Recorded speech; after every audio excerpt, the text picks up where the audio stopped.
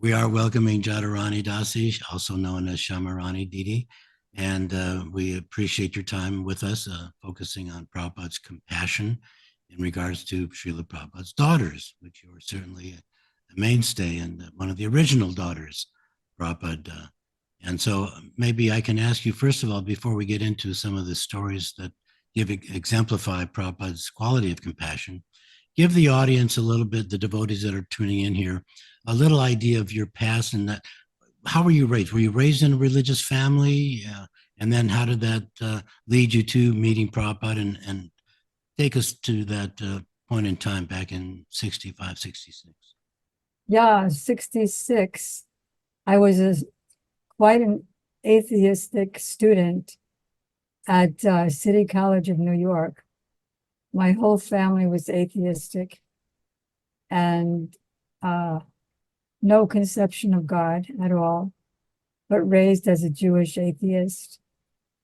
And my only conception of God was that because I was taking LSD, that he's in me. And because of that, I'm all pervading and I'm him. It was quite a trend back in the 60s with the so-called alternative young hippies who were against the war, against the economic development of the country, the exploitation. But we didn't know any alternative. So one day, my father and I had a fight, as we often did, and he threw a cantaloupe at my head. And once it hit, I thought to myself, this person could absolutely not be my father. Then I left the house and I went to one of my favorite spots of hippiedom, which was Tompkins Square Park. And actually, I was on my way to a friend's house. So to do that, to get there, I had to walk through Tompkins Square Park with all the bells and the flutes and the drums. And then passing through the park, I saw Prabhupada standing in front of that tree that you often see him in front of the church, in front of the tree, which now has his insignia on it. And he was saying, thank you very much for participating in this Sankirtan movement. No one will tax you for it. No one will check you. There's no loss, and the gain is terrific. Then they were passing out these flyers because I was also at that time a follower of Timothy Leary and other LSD teachers, gurus. And so they were passing out the flyer as a takeoff of that, like tune out of material existence, tune in to spiritual life, chant Hare Krishna and be happy. And then Prabhupada looked like he was a genie flying in on a magic carpet because he was sitting on a carpet, and his 10 or so followers at that time were all dancing around him. And then all of a sudden, they packed up the rug, rolled up the rug, took their instruments, and left. And I was just standing there mesmerized.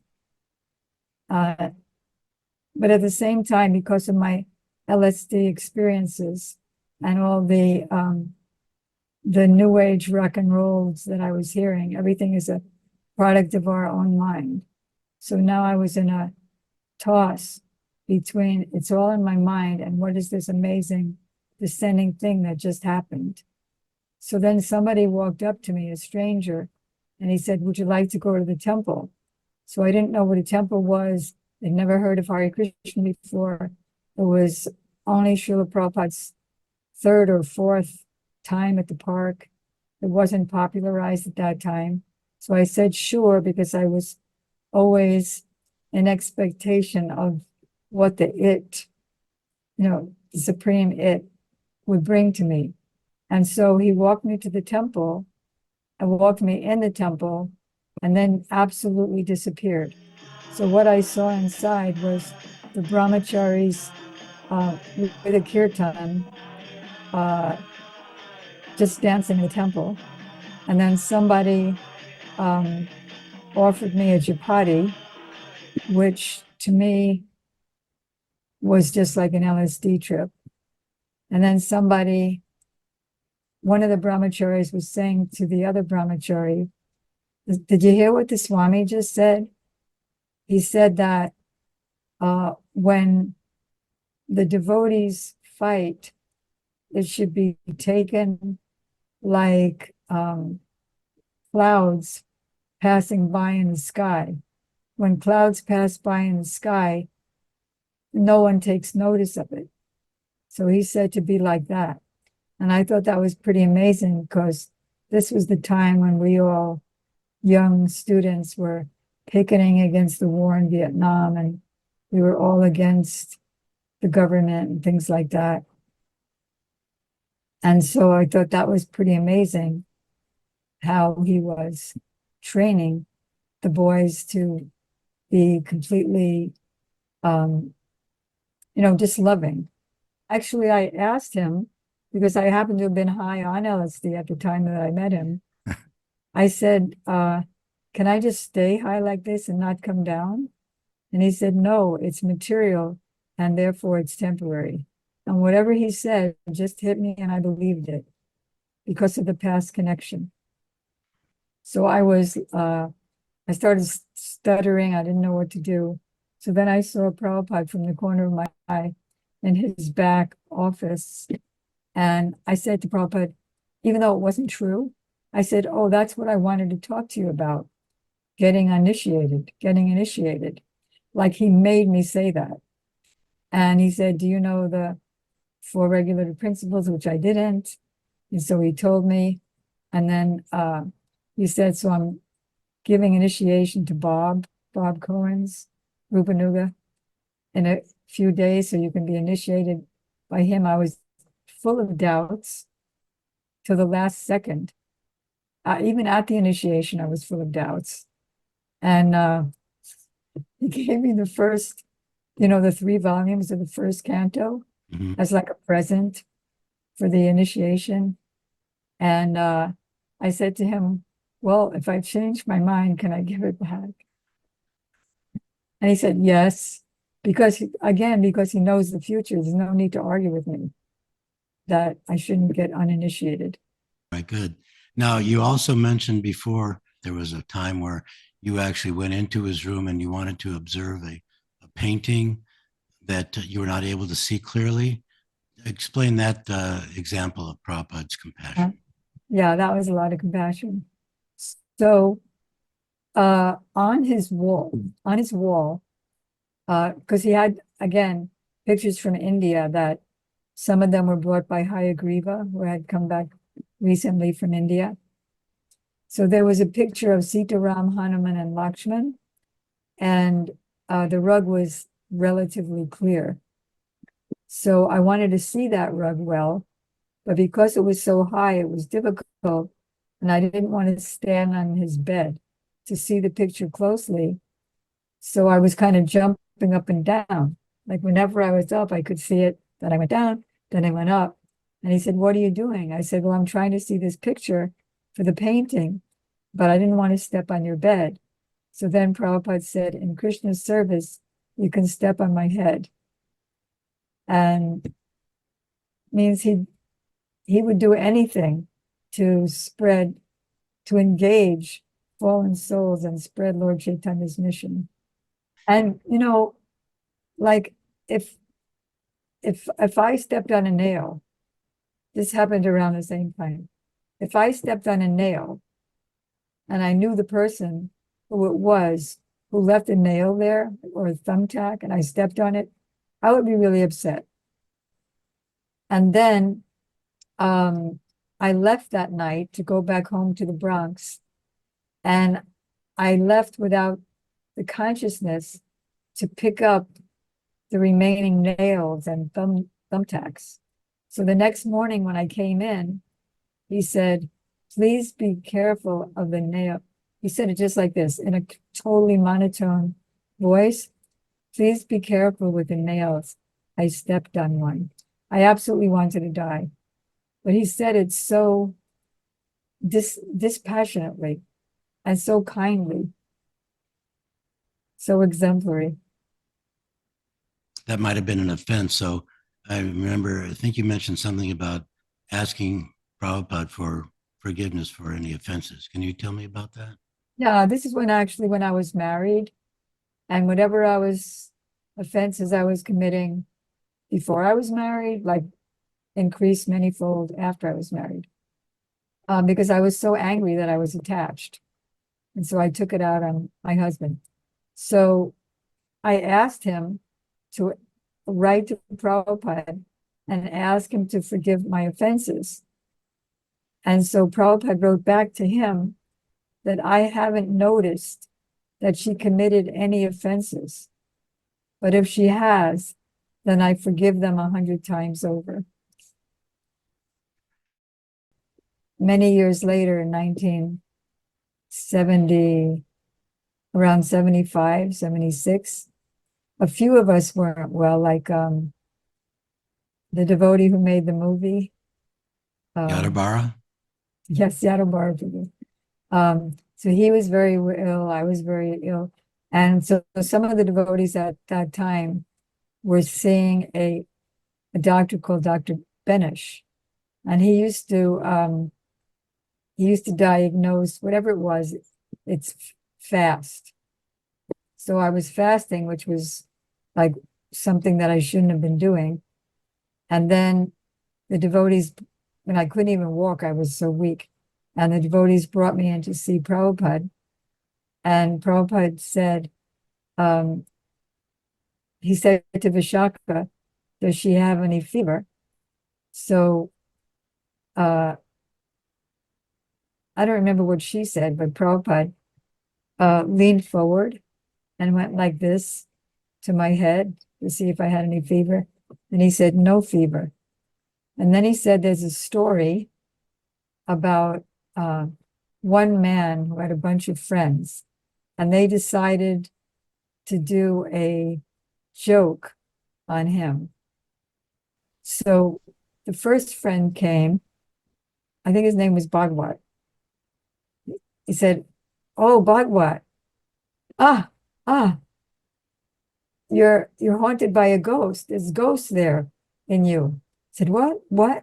I don't have ghosts. And then he just thought the first guy was crazy, but then the second one, third one, fourth one came. And then he started thinking, well, maybe they're all right.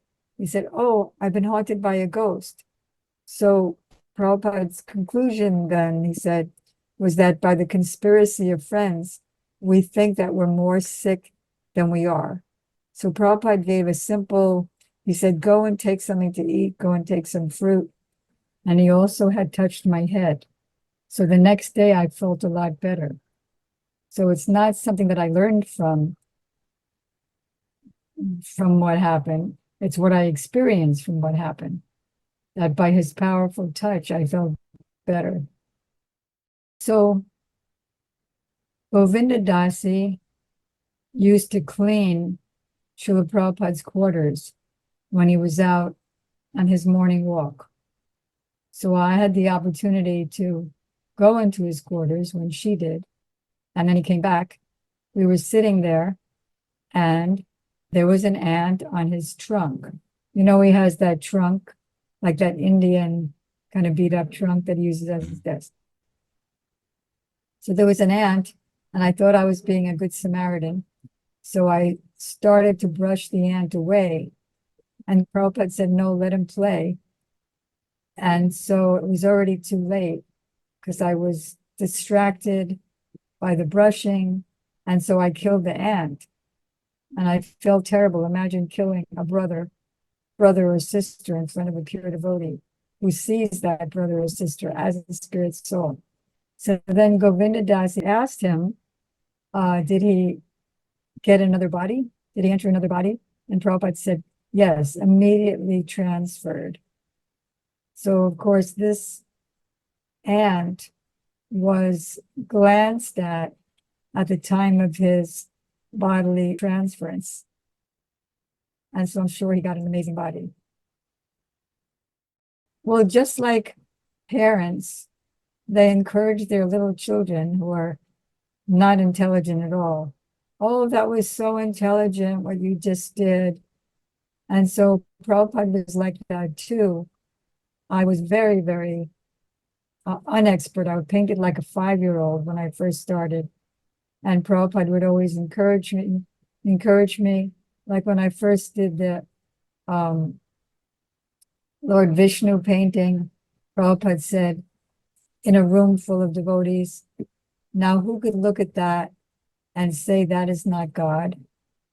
So then my response to that was, yes, I don't know if I could ever paint a picture that good again, but I sure will try for this great personality who loves me so much. So we had that power to keep us going from whatever low position that we were. And then whatever I did, he would say, oh, very expert. And then one day he said, I told Jadurani that she was expert, even though she wasn't. And now she has become expert.